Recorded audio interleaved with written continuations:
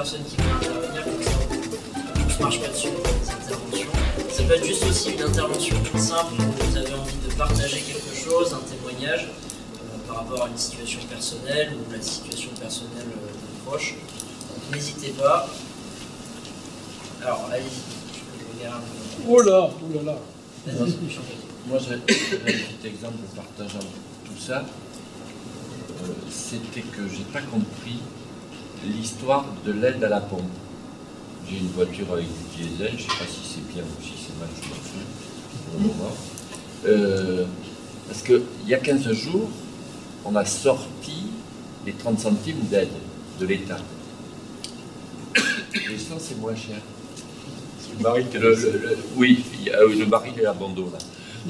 Parce qu'il est passé, j'ai bien regardé, il est passé de 77, là il est à 69. Mais l'essence, c'est-à-dire que quand il y a eu l'aide de l'État, l'essence était à 1,40 €, 1,50 €. Quand il y a eu l'aide de l'État, c'est monté à 1,90 €. Il y a eu une aide de 30 centimes, si on regarde bien. Donc 40 centimes d'augmentation.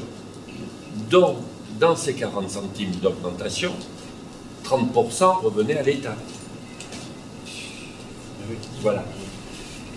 Donc, voilà, c'est ça qui m'a gêné aussi. C'est-à-dire qu'on est dans des trafics, c'est-à-dire que l'aide de l'État n'a jamais été de 30 centimes.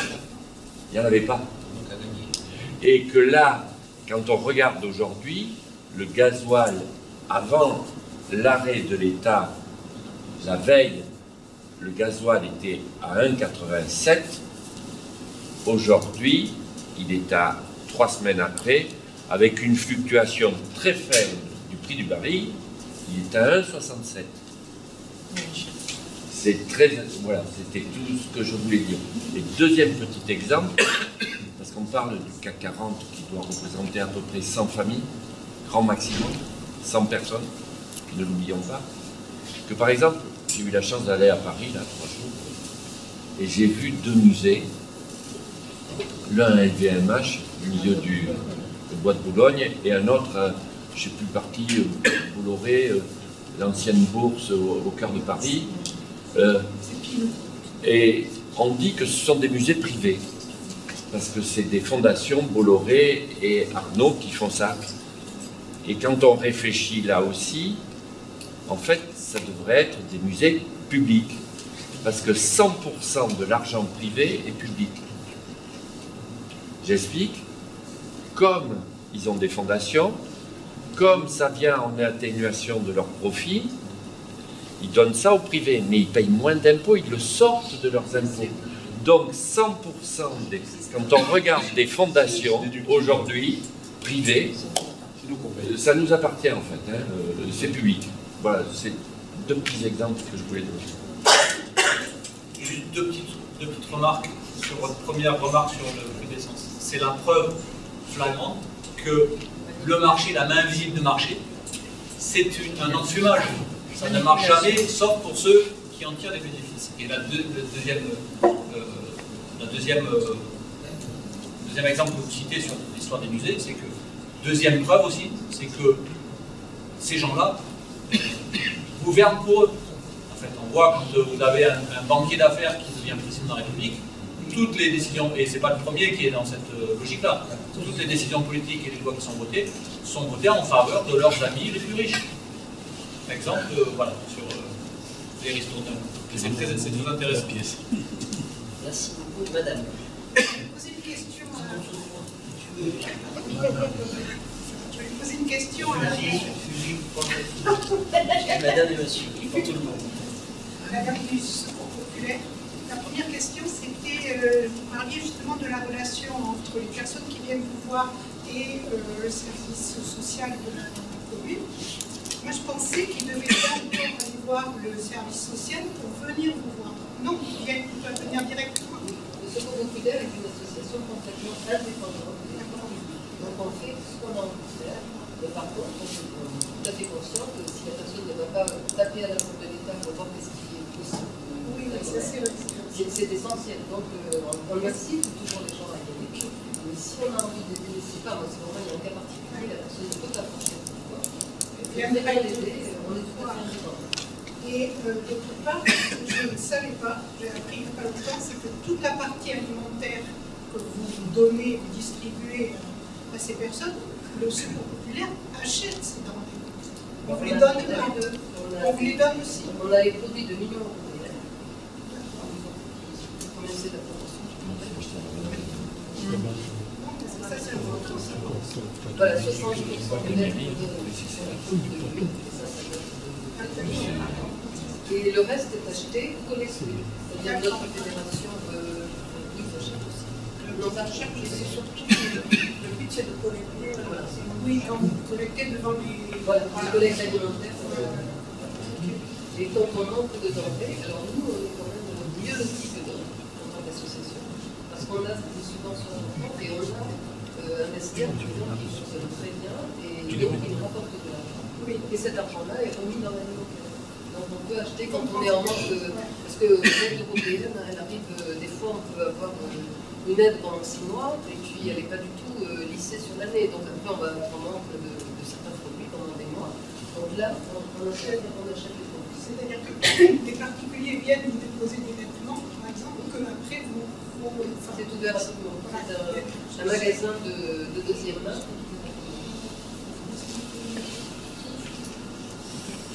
Alors d'abord, monsieur, voilà, ça commence à... C'était franchement sur la même chose.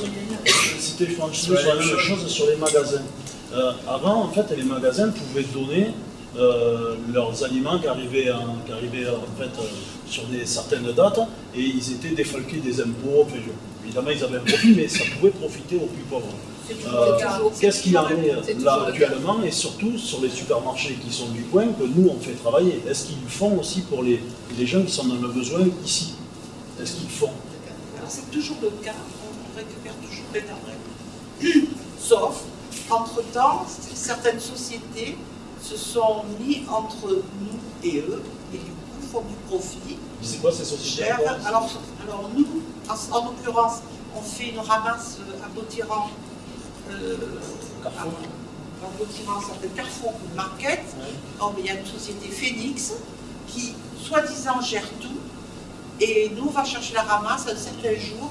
Et les autres jours, ils gèrent avec les associations qui viennent, etc. etc. Et ces gens-là font un profit parce qu'ils sont payés par le supermarché pour gérer tout ça. Voilà, il faut savoir. Alors que d'autres magasins, comme Leclerc par exemple à Léognan, donnent en direct ce qu'on fait. On va faire la ramasse le jeudi là-bas, ils nous donnent en direct tout ce qui est à date. Tout ce qui est comme un magasin comme les Lidl, tout ce qui est comme un magasin comme les Lidl, Aldi et tous ces trucs.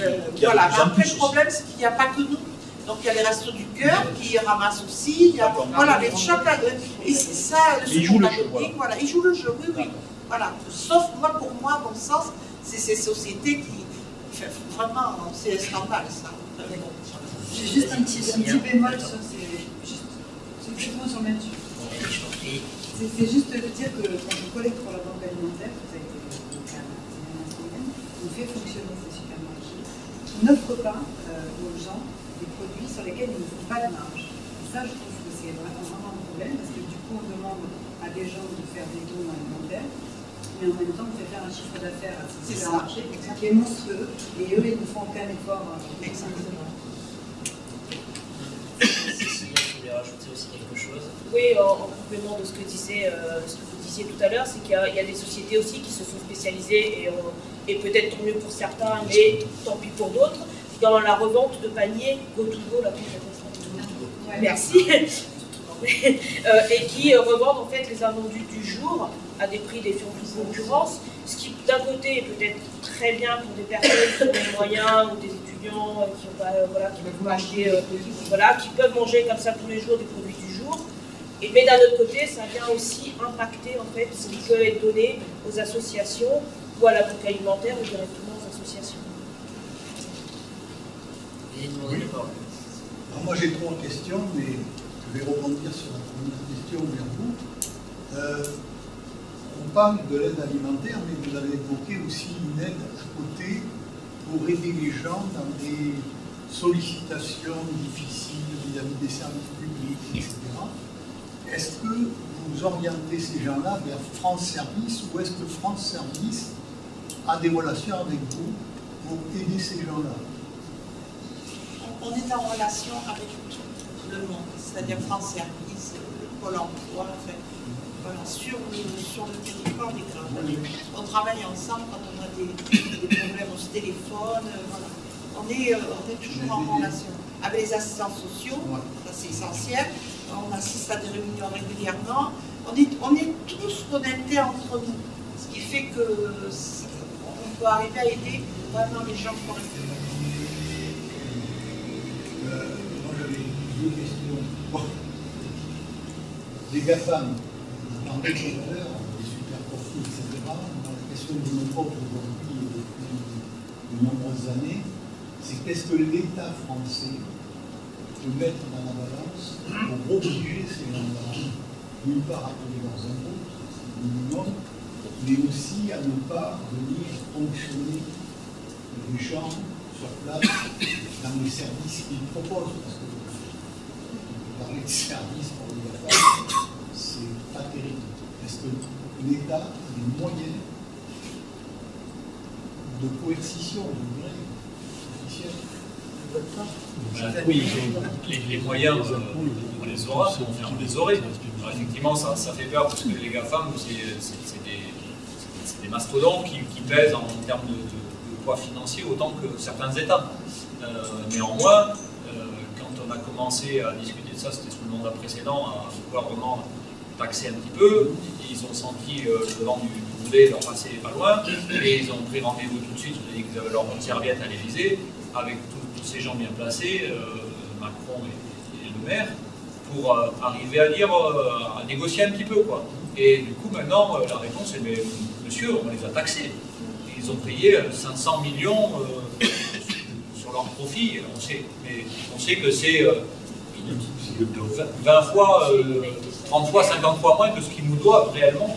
Parce qu'on sait aussi quantifier l'activité de ces gens-là, même s'ils disent on ne fait rien comme profit ici. Voilà, on sait les activités de ces gens, on sait les évaluer. Donc c'est juste une question, madame, de volonté politique. Il n'y a aucun doute là-dessus. La dernière question, c'est l'inflation. L'inflation, les chiffres que vous avez donnés tout à l'heure, tout le monde a dû les entendre. Moi, il m'étonne énormément. Pourquoi? Parce que quand je vais faire mes courses aujourd'hui, je vois bien que le litre d'huile était à 1 euro, il est passé à 1,50 €, que les pâtes étaient à 50 centimes d'euros, etc. Donc quand l'État nous dit qu'on est à 6,4 ou 4,6, ça dépend des choses en inflation, est-ce qu'il n'y a pas un mensonge de l'État? Non, c'est l'INSEE. C'est l'INSEE. Ouais, qui sont là, qui vont tous les jours essayer de faire vivre leur vie. Il n'y a pas un État quand même extraordinaire. Oui. Non, mais c'est ce que je disais, c'est que ces 6,2, c'est la moyenne de l'indicateur INSEE, qui est un indicateur composite avec des produits alimentaires, des produits de première nécessité, et puis des choses moins essentielles ou qui augmentent moins, qui ont des courbes d'augmentation qui sont plus légères, ce qui permet de pondérer le truc. Après, on pourrait remettre en discussion cet index composite et les produits qui composent ça. Certes, c'est pour ça que je l'ai aussi précisé, l'alimentaire, je crois que c'est 17% en moyenne, etc. Donc, et les pâtes 24 et l'huile 25, donc il n'y a pas de mensonge. Mais effectivement, c'est comme toujours, les chiffres, on leur fait dire ce qu'on veut, en fonction desquels on utilise, desquels on cache, de comment on les tourne, de comment on les manipule. Le chiffre, il est exact, c'est bien 6,2 d'inflation, mais il faut savoir ce qu'il y a derrière, et il faut savoir ce que ça recouvre effectivement dans la réalité des gens. Et non, de ce côté-là, on a quand même encore un peu confiance dans l'INSEE. Pas moi. Pour l'instant. On avait l'indice CGP. Christian, de la Reine de droite, on a traversé la Garonne ce soir, et après 1 heure et demie de route, on est enfin arrivé ici. Bon, je vais faire une transition par rapport, toujours dans le sujet, lutter contre la vie chère. Une transition, car moi je vais dire, de mon point de vue, lutter contre la vie chère, c'est aussi participer et être solidaire des gens qui luttent dans leur entreprise. Et je prends un cas que l'on connaît, puisque on s'est déplacé sur l'usine, sur le site de Sanofi, Ambarès et Lagarde. Alors Sanofi, c'est une entreprise qui est numéro 2 au CAC 40 et dont le directeur général Paul Hudson est le 5e salaire de France. C'est pas rien. C'est pas rien. Cette entreprise a décidé de donner 93% pour les actionnaires et 7% pour les salariés, soit une répartition de 630 millions aux actionnaires et on leur donne quelques petites boutiques qui représentent 50 millions d'euros, mais qui ne fait que 7 et quelques pourcents. Les salariés sont en lutte depuis le 14 novembre. Ne désemparent pas, sont très solidaires et très motivés parce qu'ils estiment qu'on les prend pour des jambons, excusez-moi l'expression, mais que les profits, la richesse doit être répartie autrement et envers les salariés qui, eux, sont les créateurs des plus-values et de la richesse de l'entreprise. Alors, leur revendication, c'est 10%. Et ils ont raison de demander 10%. La hausse du coût de la vie, on nous dit 6, 8. En réalité, elle va dépasser les 10%. Je fais les courses, mon épouse ne peut pas, parce que pour des raisons de santé. Je fais, et des fois, je refuse d'acheter tel ou tel produit parce que ça me paraît immensément cher par rapport à ce que c'était il y a quelques jours. C'est incroyable. Donc eux, ils sont pareils à Sanofi, malgré que le patron dise c'est les mieux payés de la chimie. C'est les actionnaires et le patron qui sont les mieux payés, mais pas eux, pas eux. Donc dans leur grève, ils demandent 10% et une prime de 10 000 €, prime de résultat, parce que Sanofi, il faut le dire quand on parle des luttes, Sanofi a bénéficié d'1 milliard d'euros pendant 10 ans pour la recherche. Mais ils n'ont pas été capables de mettre au point un vaccin contre le Covid pour la seule raison qu'ils ont supprimé 400 salariés, dont des ingénieurs et des chercheurs. Donc Sanofi se foutait pas mal de nous donner un vaccin, puisque pour eux, ce n'était pas assez rentable. Donc les banques qui ne sont pas rentables, selon la logique économique capitaliste, c'est de les supprimer et de faire autre chose. Cette entreprise a enregistré un profit de 9 milliards l'an dernier. 9 milliards, c'est pas. Alors nous, on y est allé, parce que bon, on est d'anciens travailleurs, moi je suis retraité, mais en fait, on a travaillé, on a habité, on a fait là, on a fait tout ce qu'on a fait dans notre vie. Et là, voir ces gars, ça nous a donné quand même quelque chose, il faut les soutenir. On y a été. On a rencontré le comité de grève, mais on y a été plusieurs fois. On a rencontré le comité de grève de guerre, et on leur a dit, voilà, vous êtes en grève. La mairie vous a reçu autour d'une table ronde, en vous disant qu'elle allait vous défendre. Mais est-ce qu'elle vous a proposé à manger? C'est bête comme question. Mais des repas chauds, quand il fait froid, quand on est en grève, les gars de la nuit font grève aussi. On a demandé ça à la mairie. Et ils sont en train de renouer pour faire quelque chose. Et dans le même temps, on est intervenu auprès du directeur général par le fait. Des insoumis, pas anonymes, avec les noms, les numéros de téléphone et tout. Adressé. L'ensemble des deux courriers, maire d'Ambarès et directeur général, ont été rédigés en commun avec le piquet de grève. C'est-à-dire, les insoumis ont mis au point le texte, ils l'ont soumis. Et le piquet de grève l'a validé après avoir modifié. C'est-à-dire on n'y a pas été, les gars, ça y est, on parle pour vous. Non, on est petit, on vient vous dire que nous, on veut vous aider parce qu'on vous défend, on vous comprend, et qu'il y en a marre du régime actuel et qu'il faut faire quelque chose de. Et on leur a dit, c'est vrai, si eux, ils gagnent la deuxième entreprise du CAC 40, ça va chanter dans les chaumières. Il n'y a pas de raison. Et c'est pour ça qu'on a mis le paquet. Comme on a pu, des camarades y ont été, Daniel y a été, nous on y a été, et notre camarade prépare une interview prochainement, qui sera diffusée par un de nos amis retraités journalistes, le plus possible. Nous, on va essayer de populariser ça au plus grand nombre de syndicalistes, de partis politiques, pour que les gens prennent conscience, parce que dire qu'on est contre la pauvreté, on est tous contre la pauvreté. On ne voudrait plus voir de pauvres en France. Pas du tout. Les restos du cœur, ils n'auraient pas dû exister aujourd'hui. Bon, les secours populaires, tout ça. C'est vrai. Alors battons-nous avec ceux qui luttent. Parce que je vous dis, les gars, ils luttent, mais ils en sont quand même en presque un mois de grève. Hein. Presque un mois de grève. Et dans un secteur qui ne s'est jamais arrivé. Un secteur en pointe où les salaires ne sont pas forcément le SMIC, pas du tout, mais ça se bat de haut niveau. Tant et si bien qu'en discutant avec nos camarades grévistes, l'idée est venue, et c'est eux qui l'ont avancé, qu'il fallait que le peuple, l'objectif final, c'est l'appropriation sociale des moyens de production et d'échange. Mais, au travers de ça, ils disent qu'il faut un pôle de santé national, public. C'est important, ça monte, c'est une idée nouvelle.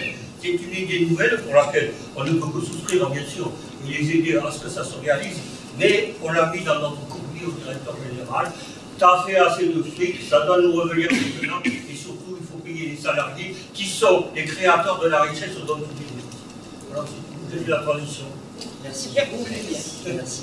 Et il y a aussi, je m'excuse, il y a aussi autre chose, mais Daniel, qui était hier soir à Caudron, pour en parler, il a fait un excellent reportage sur la fermeture des mots de poste. Oui, c'est la fermeture. Tu peux en parler? Bon, excuse-moi, je te donne la parole, ça que je voulais demander, mais je pense que c'est vraiment aussi un sujet de défense du service public, donc de défense des êtres humains que nous sommes. Voilà. On reviendra après du coup sur cette réunion de Caudron. Je sais qu'il y a eu un peu de monde quand même. Mais il y avait 100 personnes. Quand même, 100 personnes, c'est pas Et je vais juste redistribuer la parole. Alors, d'abord Marcia, puis après Monsieur, et puis après, si on va se faire des tunnels. Donc, ne vous inquiétez pas, de toute façon, tous les thèmes sont liés. Je crois qu'on l'a vu ce soir au travers de toutes les interventions. Donc on va forcément y revenir au bout d'un moment, dans tous les cas. C'est très court. Tu as parlé que tu étais une petite association. Combien d'adhérents vous en avez? Alors, adhérents, on a à peu près 80 adhérents, et bénévoles sur le terrain, on est une quarantaine. Dans le budget? Quel budget annuel? Pour l'aide alimentaire, on a 2 000 € du CCS de la Ville.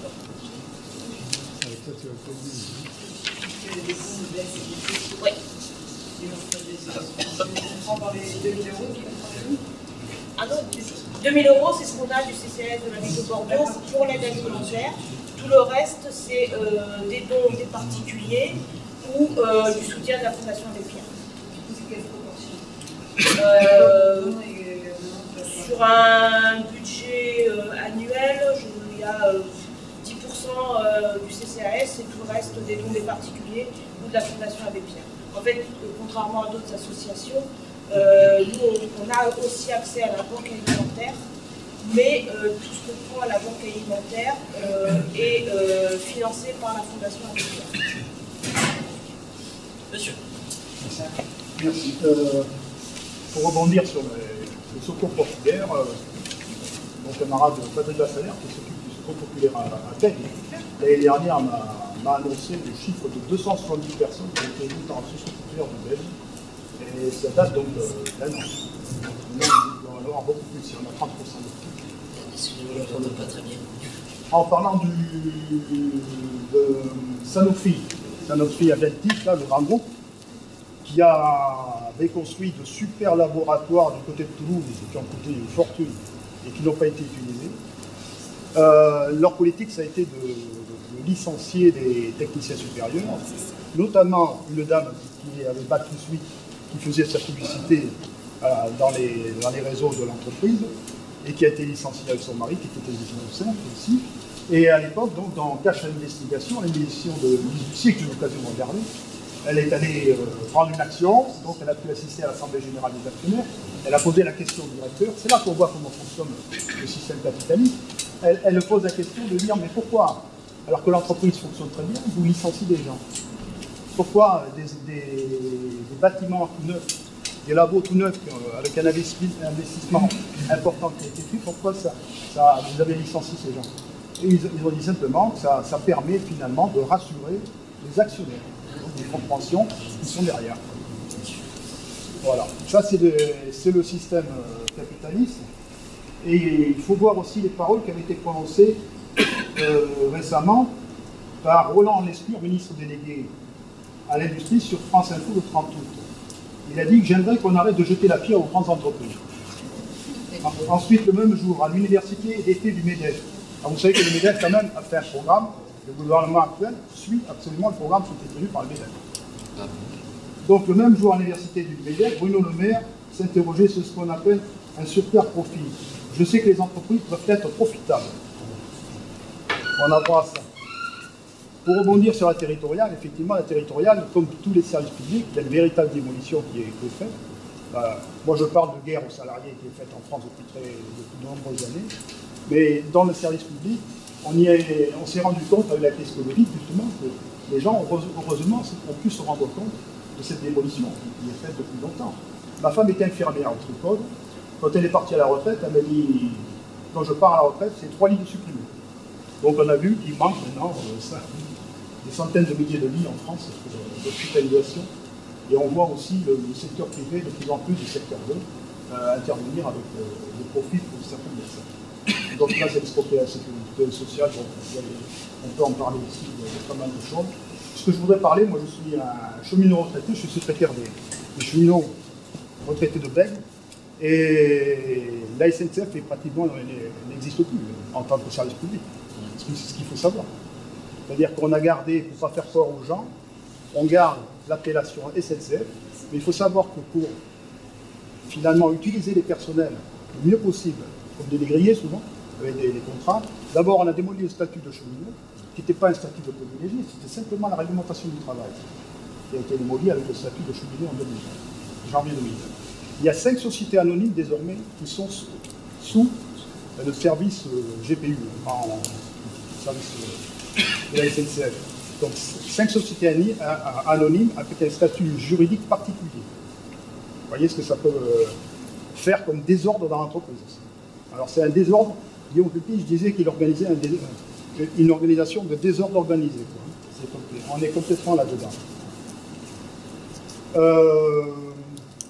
Donc voilà, donc pour les services publics, c'est ce que j'avais à dire.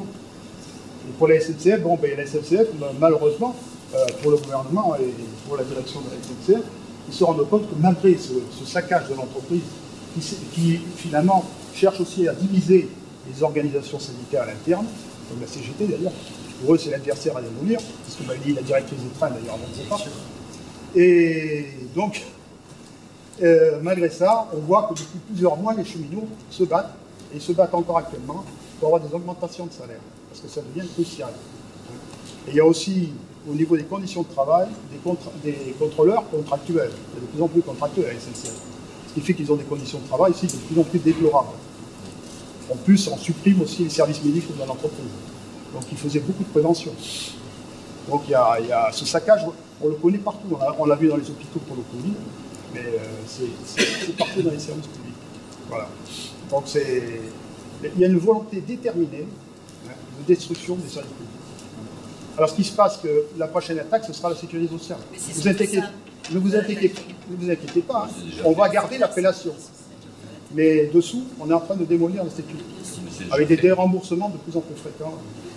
Comme tous les services publics. Je vous passe la parole. Oui, alors moi j'aimerais revenir, bon, je pense que Sanofi est en grande difficulté depuis très longtemps.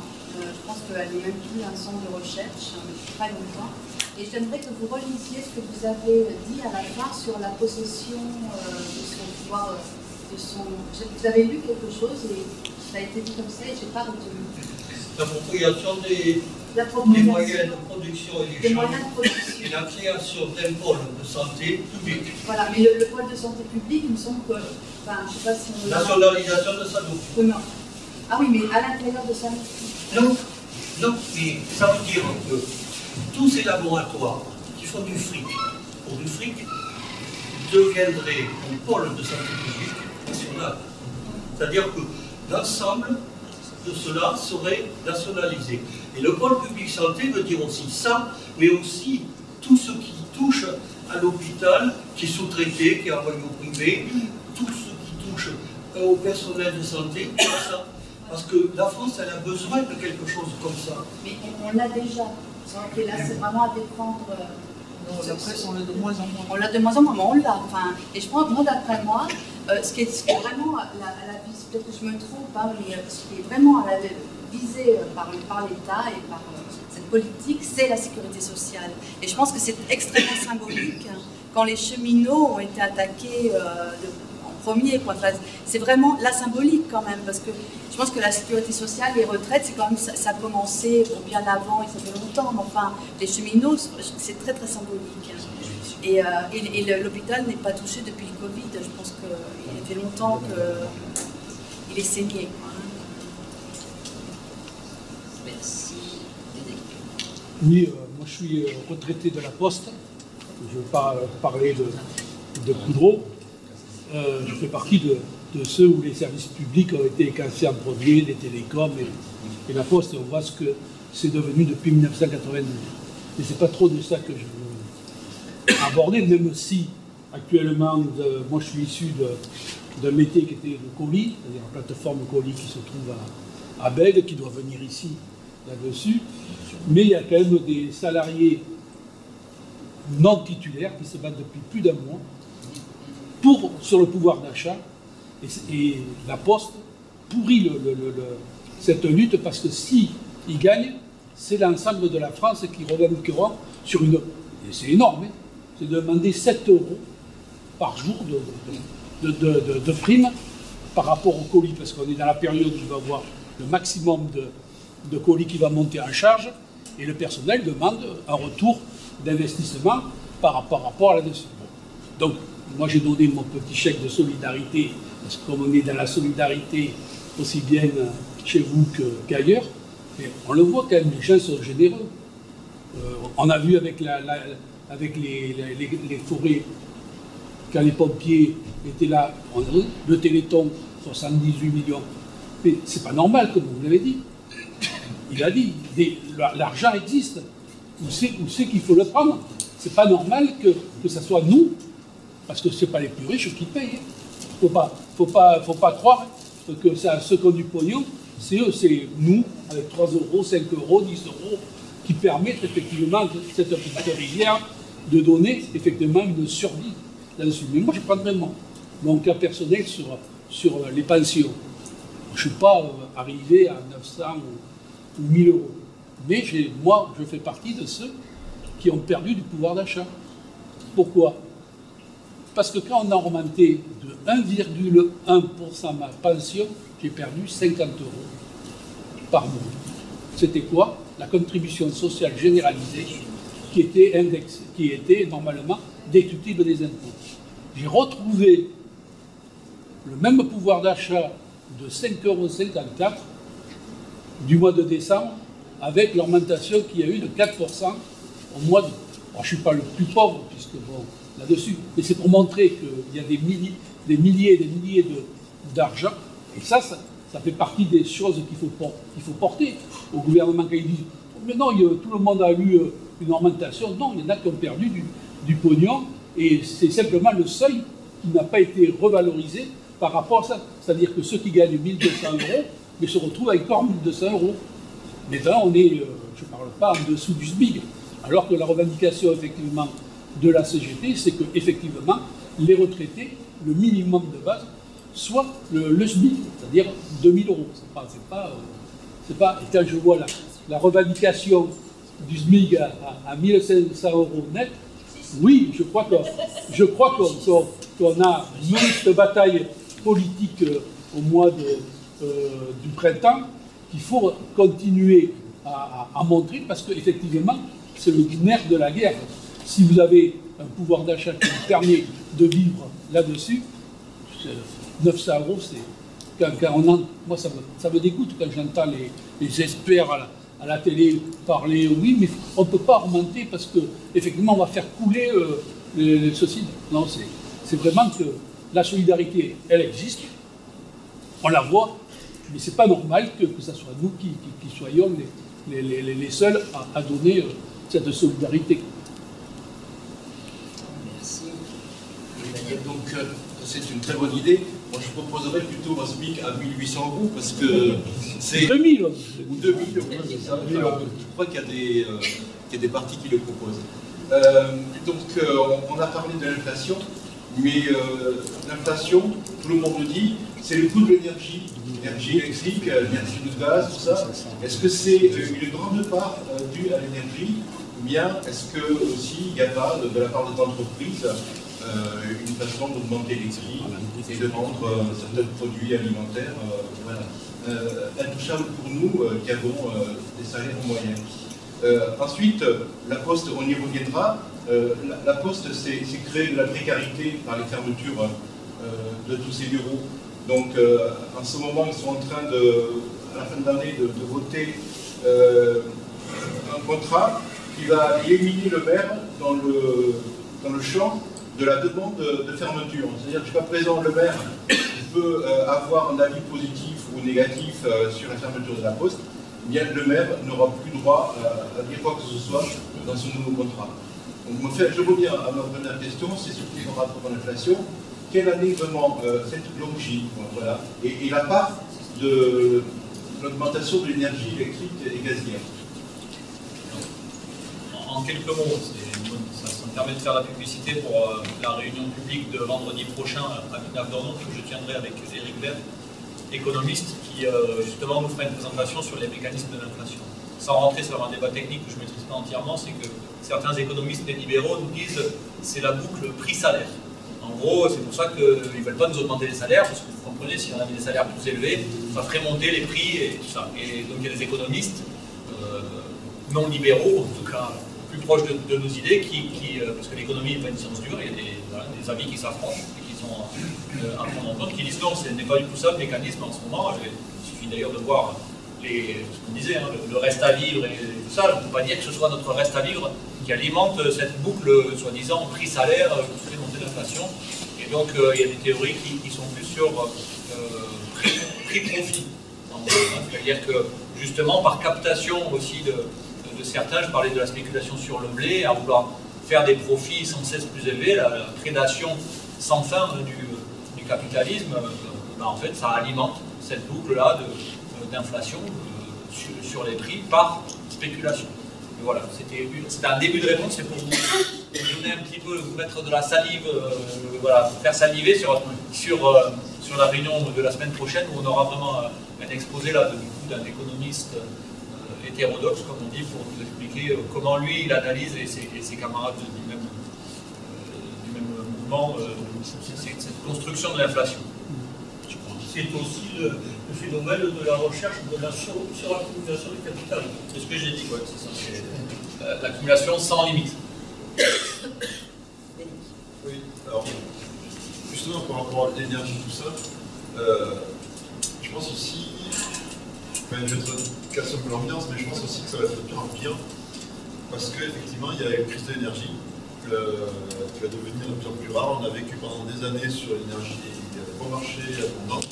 Ça peut être le cas, et en plus de ça, il y a les questions de gaz à effet de serre. Et donc, on va être dans une période où l'énergie va devenir chère, et du coup, ça va être, je parlais de profiteurs de guerre, en fait, profiteurs, ça va devenir en pire parce que ce qui est rare est cher.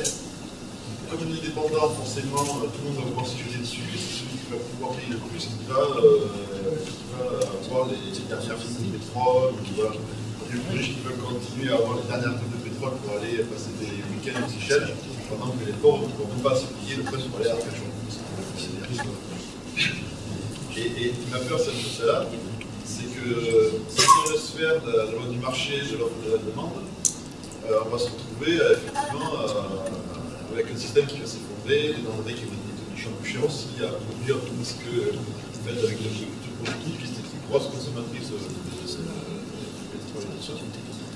Donc, je suis assez pessimiste sur l'énergie. On ne va pas laisser faire la loi du marché. Il y en a quelques-uns qui ont déjà réfléchi depuis quelques années à un truc qui n'est pas du tout populaire, mais qui, si on y réfléchit, est peut-être une solution pour éviter cette polémique du marché en France, c'est les systèmes de quotas, où chacun a un quota de carburant, par exemple. Vous avez fait ça en Hollande, je crois, en 73, de sorte que ce ne sont pas les plus riches qui s'accaparent la ressource et que les plus pauvres Donc je pense qu'il y aura pas forcément agréable et qu'il va falloir collectivement une réflexion sur comment aussi on on répartit des richesses et qu'on répartit aussi des ressources, que ce ne soit pas les plus riches qui les volent. Alors, juste, je refais le tour. Ouais, vas-y, Cécile. Pour répondre au monsieur, ça revient un petit peu à ce qu'on propose par la France Insoumise, de mettre les premiers mètres cubes d'eau gratuits. Et après, ceux qui veulent remplir leur piscine, tant que vous voulez. Mais, hein? Voilà. Je vais dire ça aux enfants, alors on va négocier plus tard. Mais pour le coup, voilà, si on arrive à effectivement sur toute l'énergie vitale, que ce soit l'eau, que ce soit les premières ressources, à faire en sorte que les premiers véhicules, les premiers kilowattheures soient accessibles à tous. Après, ceux qui ont envie de surconsommer, paieront évidemment beaucoup plus cher. Je pense que c'est effectivement peut-être un truc à voir. Oui, juste pour répondre à Yannick sur ces questions-là. On est d'accord sur le marché de l'énergie. En fait, si on revenait à un pôle public de l'énergie, comme était fait référence tout à l'heure à un pôle public du médicament, on n'aurait pas cette spéculation sur l'énergie, et notamment pour ce qui est l'énergie électrique. Aujourd'hui, bon, c'est nucléaire, on en pense ce que l'on veut, en tout cas moi pas du bien, mais en tout cas aujourd'hui c'est l'état du mix énergétique, c'est beaucoup nucléaire.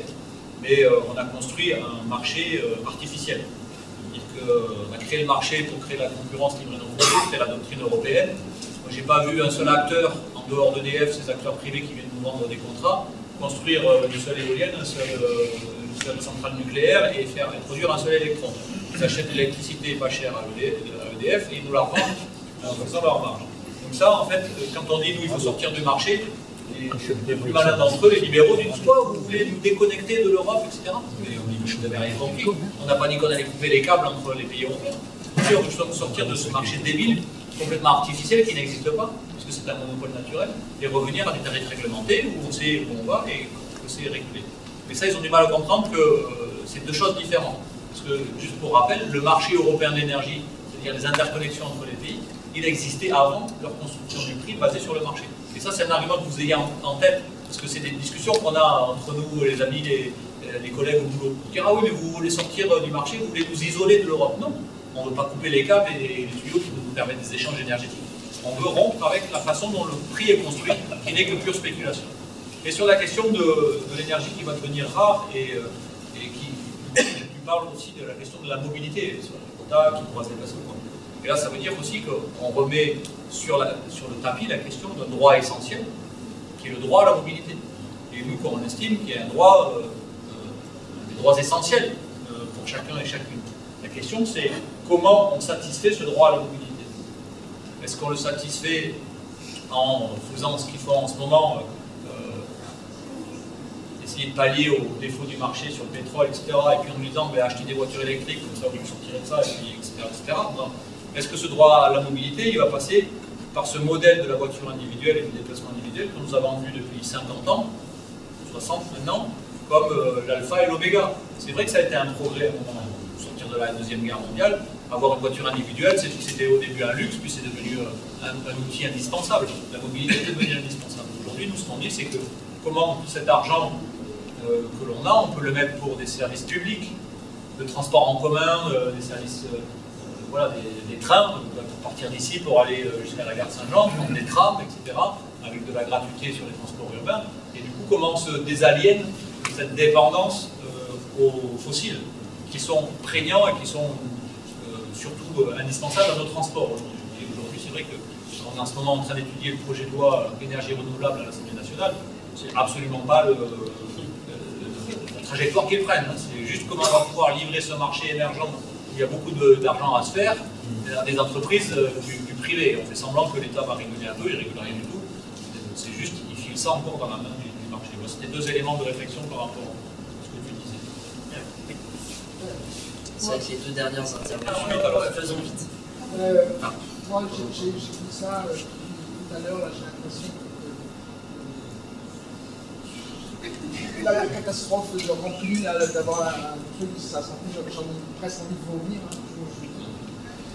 Je ne cache pas, on a fait un des trucs où j'aurais pu intervenir. Je vais me contenter d'apporter un témoignage. Je suis salarié, minuscule auto-entreprise, je travaille à domicile, je suis couturière. Il faut savoir que quand j'arrive à faire 1000 balles par mois, le chiffre d'affaires, la culture, c'est un trouble de misère. Hein, parce que puis c'est tellement loin à rattraper la merde pour le vent. J'arrive à sortir la tête de l'eau parce que je travaille à domicile, que j'ai pas de frais supplémentaires, que j'ai un logement social avec un loyer très modéré et que je touche du RSA complémentaire. Une petite parenthèse à dire à propos, les gens qui touchent le RSA, on est convoqués pour pouvoir ne plus agir de manière à ce qu'on n'ait plus à toucher le RSA. Or, le calcul est vite fait. Si je commence à aller un tout petit peu au-dessus, tout ce que je vais gagner va être fait pour payer. Je n'aurai plus droit à la CMU, puisque je suis à la CMU, sinon je ne peux pas me sauver. Tout va être bouffé. Donc je suis sur le fil du rasoir au quotidien pour pouvoir arriver à mes mois. Alors je vis sans pognon presque depuis de très nombreuses années. Parce que j'ai jamais pu rentrer dans le système qui ne convient pas. J'ai toujours bossé, déclaré ou non, des fois. J'ai fait toutes sortes de trucs. J'ai mon entreprise depuis 2013. Et ça craint beaucoup. Je voulais vous demander, monsieur Colombe, là, pour parler de la sécurité sociale tout à l'heure. Il y a une petite chose, toute simple. Est-ce que c'est jamais proposé à l'Assemblée? J'ai vécu en Angleterre pendant presque 3 ans. Là-bas, quand on vous donne des médicaments, on vous donne le nombre de comprimés nécessaires pour le voilà. Terminé, quoi. Des fois, on vous vend une boîte entière alors que vous avez besoin d'un café. C'est tout bête, hein. Je ne sais pas les économies que ça pourrait faire, mais je pense que ça pourrait être considérable quand même. En ce qui concerne les transports, je suis abonné à un petit journal citoyen que je vous recommande qui s'appelle L'Âge de Fer depuis pas mal d'années. Ils sont bien, hein, ils sont bien. Et vous parliez, madame, des gens qui ont du mal à se déplacer. Je sais que moi je fais quelques déplacements pour aller chez un fournisseur pour X réseau. Il y a un gars sur Lyon, j'avais vu le reportage son témoignage dans l'âge de fer, qui a monté une espèce d'assos qui s'appelle basé sur le stop, qui n'en est plus vraiment, mais où il y a des points d'ancrage, enfin des points de ralliement un peu partout dans Lyon et autour, où tout un chacun peut venir, qui va faire un trajet et récupérer quelqu'un qui a besoin. Il suffit juste d'être là et récupérer quelqu'un pour aller à Noël, pour aller à... Enfin, je ne sais pas dans quelle mesure ça pourrait être en place. Il y a des municipalités qui le font. Il existe un transport à la demande qui est organisé par la communauté de communes. Donc effectivement, on a des gens qui viennent chercher un colis, mais ils attendent un petit peu parce que des fois c'est pas toujours... C'est un peu compliqué des fois, mais il y a oui, qui utilisent ce service. C'est compliqué. Mais quand je vois tous ces trajets qui sont faits pour rien, moi la première qui en fait déjà pour rien, je pourrais prendre des gens pour les transporter. Ça ne coûtera rien de plus. Voilà. Enfin bon. Je ne veux pas finir sur une note pessimisme. C'est trop tard. Merci. Mais tout ce que j'ai entendu là, c'est bien, c'est très sensé, mais si derrière on n'a pas une volonté politique de le faire, on rame. Je vais vous donner un peu d'espoir pour la. Voilà, c'est ce que je voulais demander. Vous avez dit au début de votre introduction que vous allez avoir l'introduction quand même des solutions peut-être à apporter, alors qu'on a fait tout un... Non, là on fait juste un tableau. Mais c'est un tableau quand même qui est très significatif, c'est-à-dire qu'on est pris à la gorge de partout et ça nous laisse quand même dans un état de sidération, ce qui fait que j'ai l'impression qu'on est un peu sidéré. Et j'aimerais donc... Sauf si vous avez une question en plus. Monsieur Prudhomme dit justement des choses positives, des solutions. Moi, dans le positif, j'aimerais conseiller la lecture d'un homme qui s'appelle Bernard Friot et qui lui aussi a des solutions. et qui rejoignent un peu le monsieur qui parlait de Sanofi. Et j'aimerais que, si vous ne connaissez pas, lisez Bernard Friot, et il a des choses très intéressantes à nous apporter. Je veux juste donner un petit tuyau. Moi qui n'ai pas fait d'études, j'ai vu une série de documentaires qui sont d'abord passés sur Arte, mais maintenant on les retrouve on peut les trouver facilement sur le net, qui s'appelle Travail, Salaire, Profit. Vous les avez vus? C'est extrêmement intéressant, extrêmement pertinent. Alors, il y a 5 volets, 6. Travail, salaire, profit, ça, pour ceux ça donne une vision assez claire de comment fonctionne l'économie mondiale et de comment on est arrivé à. Il y a une aparté d'ailleurs sur la Poste, vous parliez de la Poste, comment ils ont démonté la Poste. Enfin bon, travail, salaire, profit, elle a trouvé sur le net. Sur le net et sur Arte, si c'était pas sur Arte, juste. Très très court, justement pour vous répondre, je trouve que pour retrouver du moral, retrouver de l'espoir, aller donner un coup de main à ceux qui sont en lutte, c'est excellent, ça vous donne une grosse pêche, parce que vous dites que ça peut se propager après, et ça se propage, et je trouve que c'est le bon chemin pour vraiment aller plus loin. C'est contagieux, c'est vrai. Ouais, c'est contagieux. Nous sommes optimistes parce que nous combattons.